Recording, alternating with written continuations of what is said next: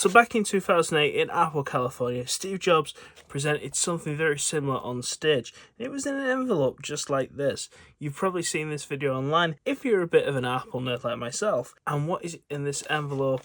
Well, let's have a look.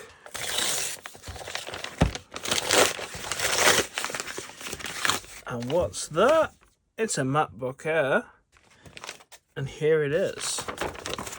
This isn't the 2008 MacBook Air, but this is the 2011, I think it's the mid-2011 MacBook Air. It has an i5, 4 gigs of RAM, and if we have a quick look around the I/O, we have Thunderbolt, or is that DisplayPort? No, I think that's Thunderbolt. USB on one side, and on the other side, MagSafe 2, USB, and a headphone jack. That's probably a microphone. And this is the 2011 MacBook Air. It's almost, nearly 14 years old in a few months. It's kind of an interesting laptop, and one of the reasons I wanted to cover this is just these are extremely cheap now, and I want to know, is there anything you can do with it? Is it still usable in 2025? Because you can buy these things for about £60, about the same price as a AAA game, so probably like $70. And one thing I do love is the light up Apple on the back. Yeah, I just want to get that on frame just because I love the light up Apple design. I think they need to bring that back. I don't care if light comes through the back and it makes the screen look a little bit off at times. I want this option back because I love it. And it's partly the reason why I wanted it, just because I love this design. But for such a well-made device, because Apple, one thing you can say about Apple, it's expensive. Maybe the hardware, the price isn't always there. And sometimes there are some design choices that don't make sense with them. But you cannot fault the quality. Like this device and its style as well. It does not look out of place in the modern day. Maybe on this particular model, the bezel gives it away a bit, and if you know what you're looking for, you'll see that it doesn't have fancy things like Touch ID. But there is still a comparable use case for this laptop in 2025. One thing you do need to consider if you are considering buying one of these laptops is getting one with a charger, because of course, on eBay there is a lot of models, especially when you're budget shopping like myself, and you will see a lot of these without a charger, and the charger is going to cost you a bit. So look for one that definitely comes with a charger. I got this one with the MagSafe 2 charger. And while we're on this topic of the MagSafe 2 charger, look at that.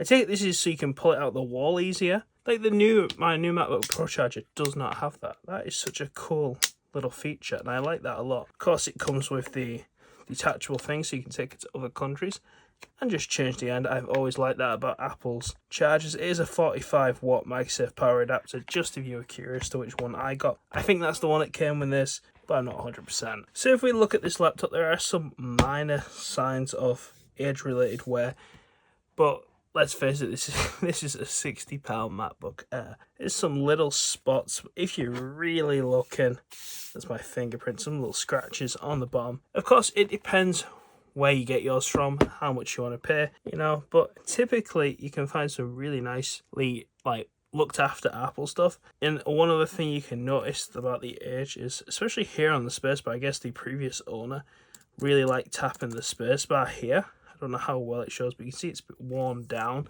Like how keyboards wear down, they get a little bit shiny, but everything on this keyboard works fine. The laptop works fine.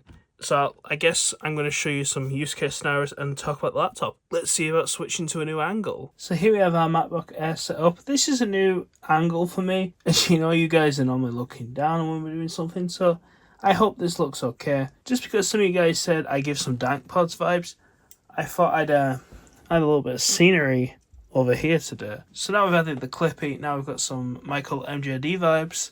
Let's get into the Mac itself. So what exactly is this MacBook Air? So first of all, it's running macOS High Sierra, which I believe is the last update. I don't think this is the latest version of High Sierra that we can run into, because it says something about an update. But as far as I'm aware, this is the oldest update, or the most recent update it can run. It is a mid-2011 model. It has a dual-core i5, 4 gigs of RAM, which I believe if you're looking at one of these, you want to get the 4 gig spec. I think it's the highest spec they do on this particular model, but you want the 4 gig spec. And it's got an Intel HD 3000 graphics with the 384 megabytes of RAM. It's got a 1386 by 768 display, so it's just slightly higher than 720p. But to be honest with you, for this size screen, You're not going to notice it. It came with a 128GB SSD. As you can see, we have some stuff, but majority of free space. So what exactly can you run on this machine? So as you can see down here, we have a few applications installed anyway. Open up Launchpad. We've got a few more to show you. Just to let you know, I've got iStats running at the top, just to keep an eye on the CPU temperatures, the fan speed, and CPU usage, along with the memory, and along with like the SSD, internet and stuff like that. Mainly, I'm just keeping an eye on the loads on the memory and the CPU and the temperature of the CPU, just so we know where we are. So one of the problems you're going to run into straight away when you get an older machine like this that hasn't got the latest version of Mac and it's a few years behind is if we try to go to a website like YouTube, you're going to see that it wants me to update browser. It really wants you to update the browser. So you think, oh right, Safari's not too great anyways. You know, let's get something like Chrome, and which you can go on the Google Store, download yourself a version of Chrome. You're going to see this here. Your Google's out of date. Your Mac's running 10.13. You really want 10.15. So crap, what do we do now? So we want a browser, you need a browser. So your next solution is Firefox. It's not a bad option. And if we see what version of Firefox we're running, you're going to see here we're running what they call an ESR release. This is an extended support release of Firefox. So you can still stream things like YouTube perfectly fine with the Firefox ESR release. As you can see, there we are watching one of the videos from this channel. And realistically, you can't, there's no point trying to stream 1080p on it because you've only got a 720p screen. And it works fine for like, you know, going through videos. You just want to watch some videos. The speakers are okay as well. Like, so the next game we're going to take a look at is Street Fighter. I want to say 6 VI. I think that's 6. You know, like the speakers are perfectly fine on this laptop. So I say YouTube works great on this thing. One of the other things you can do is, we've got Google. You know, as you can see, Google works fine. So my idea for this machine is to use it for like Google Drive. And like if you want to go out and type something, you know, you want to take it to a coffee shop. Because sometimes you don't really want to take your expensive laptop. These are just some templates from Google Drive themselves, but it's more just showing you a proof of concept of what I mean and where this device is still usable. Because I feel like it's always a waste when there's like, these MacBooks cost a lot of money. Obviously, all technology has its day. It'd be nice to repurpose it for something. This is now like my bedside MacBook currently. I'll show you what it looks like on the document version, but as I showed you, the PowerPoint version of Google Drive works perfectly fine. So yeah, this is my bedside MacBook. I want to quickly Google something. Yeah, you could do that on a phone or an iPad, but sometimes I just like having the full keyboard experience. Like that is a full Apple keyboard on there. Like here's the Magic Keyboard that's connected to it, so I don't have to like really reach on the screen. But if that shows up, it's the same size as the keyboard on there. You're not really losing anything at all, you know. And if you want that keyboard experience for just tapping out, I don't think they're bad keyboards. People and like keyboard elitists always like, you know, always take a dump on the Apple keyboards, but I think they're perfectly fine. It is like a stocks thing on Google Sheets, but a lot of things now are based in the cloud, so it's perfectly reasonable, I think, to just use this device for like web browsing. There are applications you can run. One thing I didn't do with this was sign into my Apple account, purely because it's quite an older version of macOS. I have a full, you know, like ecosystem thing. I didn't really want it messing it up. I don't know if it would. I don't really want to try it because I don't know what's going to happen. If you use an older device, maybe someone in the comments could comment on that. There's still all this perfectly usable stuff. You could maybe FaceTime or something, but I don't know if it's worth the time with this. And one other thing you can run for the gamers in the audience is Discord. So Discord does work perfectly fine. Like, I'm just on a Pokemon Discord E4 here. But yeah, Discord works completely fine, like on the web browser, and you can even use the microphone as well if you want to join a chat or something. So it's perfect for that as well if you just want to do some light stuff. So other than its browser capabilities, we do have some games installed, because why wouldn't you have some games installed? Well, this is Cat Quest. This plays, I don't know what happened to my game. I'm sure I started a game on this. So as you can see, something like this definitely plays on the MacBook. There's no real issue. to something that's not really graphically intensive running. But how do you get the games onto the MacBook? So as I said before, I've not allowed my Apple account to be on this device. So the option is GOG Galaxy, or Good Old Games Galaxy. Now you are going to need an older revision of the thing, because it is an older revision. I couldn't find a way to get Steam working. Some people online said they could get Steam working, and I'm like, I had a look myself, I couldn't get it going. So this is version 2.0.38 version, I think that's maybe revision 355. It's a 2021 build. There might be a newer one. This is just the one I found that worked and I went with it. But you can certainly go to the store and you can access your own library. But you see here we have our games, and we can also just click what we can install. We got a couple of games installed on here. One of the good things about GOG is that these games are here. They're already on Launchpad, so you don't actually need to run that. As you saw, we'll launch Cat Quest without doing that. So another game that we can play on here. So this is just like a side, once again, like a side scrolling. We skip through this. You're going to see once again, it's not very intensive. It's not a very intensive game, but Mac, it probably isn't really the best system to be playing any sort of gaming experience on. It's just more, and that'd be cool if you could do it. Chat, I've done something and I don't know what I've done.